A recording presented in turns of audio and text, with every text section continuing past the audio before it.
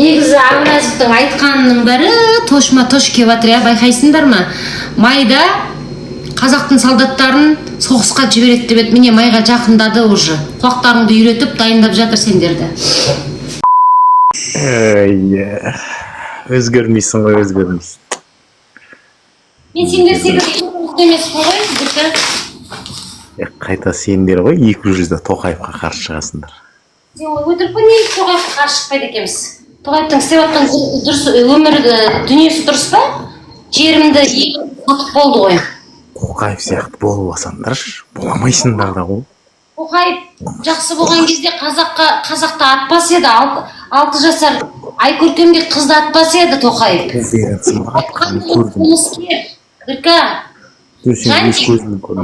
Тоқаев қандықол қылмыскер, ол стрелять на поражение деген бұйрық берді. Өлсең өліп кет, бүкіл әлем біледі Тоқаевтың қандықол қылмыскер террорист екенін. Сен өз көзімен көрдің ба? Естідік тұрмыз ғой, видеосын көрдік, естідік қой. 20 мың террорист келді. Кәне 20 мың террористің орнына 7 мың қазақты қамап отырсыңдар. Bir террорист тауып бердіңдер ма? Қырғызстанның какой-то бір өнер жұлдызын террорист деп көрсеттіңдер. Сонда Тоқаев не? Қазақстанның Алматының аэропортына кім келіп, кім кетті? Оған контроль жасамай ма не? Нағып отыр Тоқаев, оған контроль жасамаса, шекарамызды шегемесе, аэропортқа кім келіп, кім ұшып, кім кіргенін, кім шыққанын үкіметтің қолында ғой оны тексеру. Білмей ма не? Өзі 20 мың террорист келді, халықты қырды, атты, шапты, сөйтетті, олар бүкіл моргтегі мәйіттеріне сен сыпырып сиырып алып кетеді. Сонда ол елдің мына сендер тәртіп сақшылары қайда қарап отырсыңдар? Құзырлы органдар қайда қарап отырсыңдар? Екі пұттарың ортасына қарап отырсыңдар ма? Нағып айлық алып отырсыңдар сендер сол шекараны шегелемесеңдер. Аэропортқа еге бола алмасаңдар, олардың келгенін кеткенін білмесеңдер, не жұлдыз санап отырсыңдар ма? Енді өзің ішінде жауап берші, өзің қайда болдың ал? Қашан? Митингта. Мен ол кезде Францияда болдым, мен жұмыс жасап жүргем. Шымкент қаласында, Шымкент плазадан ұрлаған аяқ киім бәрі кім? Сен емес, кім ол? Қойшы ондайын. Айналайын сен, мен 22-ші жылы митинг болғанда Эфелия Вайшняның астында тұрып, Фейсбукта видео үндеу жолдаған. Мен 19-ші жылдың сентябрінде кеткем, біле білсең. Сен мазғыны қыртпа түсінің ба? Бір ангел отырасыңдар өздері мародерство жасаба. Ойбай сен анау не деп базадан қара КНБшниктер айқа қай уақытта ұшып, қай уақытта кеткен, нәп жала жауып отырсың сен, Жантик? Нағып осы Тоқаевтан, Назарбаевтан бастап осындай жала жабуды қайдан үйренгенсіңдер, тәрбиелерің сол ма? Жантик, сәлем айт Тоқаевқа. Осы видеоны көріп маған. Сен Алматы департаментінде жұмыс істейсің ба? Қаңтардағы келген 20 мың террористің данныйын тауып берсін халыққа. Тоқаев приказ шығарды, сол приказбенен халықты аттыңдар, КНБшниктер. Ой, бұл мет емес, бұл чорт қой бір жүрген. Онда егер сендер елімізге кім кірді, кім кетті, кім кірді, кім шықты, соған есеп беремесіңдер, контроль жасамасаңдар, бекерден бекерге арамтамақ болмай, орындарыңды босатыңдар. Халықтың қоржынынан ақша алмай, түсініңдер ма?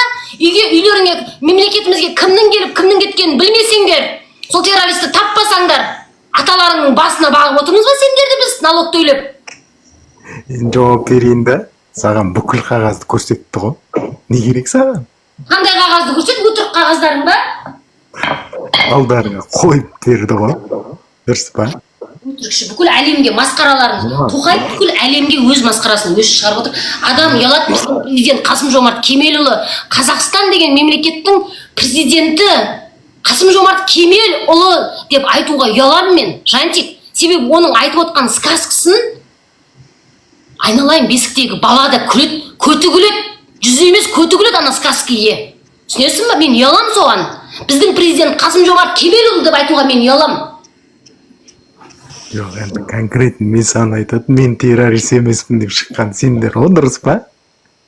Енді террорист келді, 20 мың террорист келді деді ғой, террорист емес екенімізді дәлелдедік қой. Қайда террорист? Алып берсеңдерші, 20 мың террорист қайда? Айка, просто былай ғой. Негізінде сен қазір шетелде болдым деп отырсың да.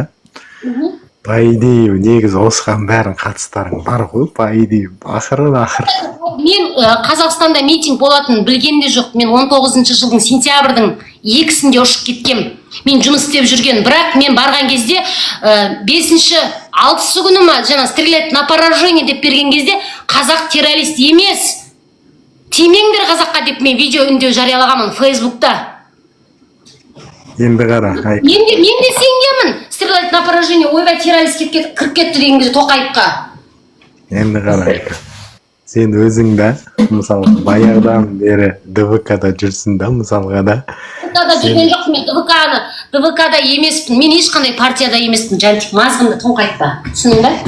Мен жай ғана әлеуметтік материалдық мәселені көтеріп жүрген адаммын. Себебі мен сол әлеуметтік әділетсіздіктің кесірінен емшектегі баланы тастап қаңғып кеткен адаммын. Түсінің ба? Айлығым аз болғаннан кейін 3 баламды баға алмай қаңғып кеткен анамын. Мен сол үшін әлеуметтік жағдайды ғана көтеремін. Шетелге не үшін қалқымыз керекпіз біз? Сондай бүкіл әлемдегі байлық бойынша 6-шы орында тұрмыз. Не үшін бізге $200 айлық бересіңдер? Мен соны көтеремін. Оттама сен. Айло дегенді шақыр. Айло деген шақыр. Айлоның өзі маған айтты. Сен деді, короче, $5 мың алыпсың Аблязовтан. Ол Аблязов шақырып берсе маған, ол қайыршы менен ақша сұрап отқан жоқ па? Сенен мен Аблязов қайыршылан ақша сұрап отыр ғой? Доказательства қайда, Жантик? Я, Ақмарал. Просто бұл жерде былай ғой, сендер... Бұл әркімнің Ақмарал, бұл әркімге осылай жала жауып отыр, Дәуренге жауып отқан. Енді мені Дәуремен ұрыстырамайтынына біліп тұр. Енді Айло деген қызбен ұрыстырайын деп отыр да. Бұл сондай адам бұл. Сен егер өзгеріс жасайтын адам болсан, басқаша болады әңгімең, дұрыс па? Сен көрініп тұрсың ғой, сендер кімге жұмыс істейсің? Жантик, сен Алматы департамент полицияда істейсің жұмыс, иә? Иә, Алматыда істейсің. Ассалаумағалейкум ағайындар, қалайсыздар? Ассалаумағалейкум. Қыз келіншектер, мейрамдарыңызбен. Иә, не болды, Аконя, не болды? Почему по эфирам ходишь? Ты же работаешь в органах полиции, зачем ходишь по эфирам прямым? А чё, нельзя что ли ходить? Я сам... Тебя что, на работе тебе такую задачу поставили, чтобы ты по прямым эфирам ходил? Может быть, это мое дело? Не лезть в мое дело? Жантик, бір ауыз сөз әліктерді, жаңа Бекзатты ұстағанда сен камераға түсіп қалдың ғой, сен түріңді көріп. Енді қара, менің районым. Сөзім бөлмеш. Тоқса Жантик айтып қойын. Сенің түріңді анықтап жаттап алдық. Марка, машина, цвет, адрес, падрес деген сияқты. Біләт, сен көтіңді айып кетен бір күн аяқ қолыңды сындырып бар ғой, инвалид қылып. Осы Жантик менің бала шағамның бүкіл данныйын біліп, маған угроза көрсетеді, қызыңды үйтем, қызыңды бүйтем деп та, бүкіл запистері бар менде. Маған данныйын жіберіп қойшы осының. Вдруг болатын осы Жантикті бірінші очередь жауапқа тартқызамын. Жоқ, оған дейін айтып оған дейін жеткізбейміз бұны, короче, оған дейін инвалид қыламыз, короче. Тілінің түбінен кесіп көтіне тығып. Менде бұл 1 жылдан бері қызыңды зорлап жатырмын, қыздығын алдымын, қызыңды үйтіп қашып кетті ма? Қашып кетті. Білем. Жоқ, ондайларын білем, айтқыл, ол анау кімге де өткенде, Берікке де сондай жаңа нелер айтқанына. Жаңа үйіндегі үлкен әкесіне не қылам, одан анаған, бала шағамды бүйтем, сөйтем деп. Жантик үшін талай жыладым мен, түнімен ұйықтай алмай уайымдап.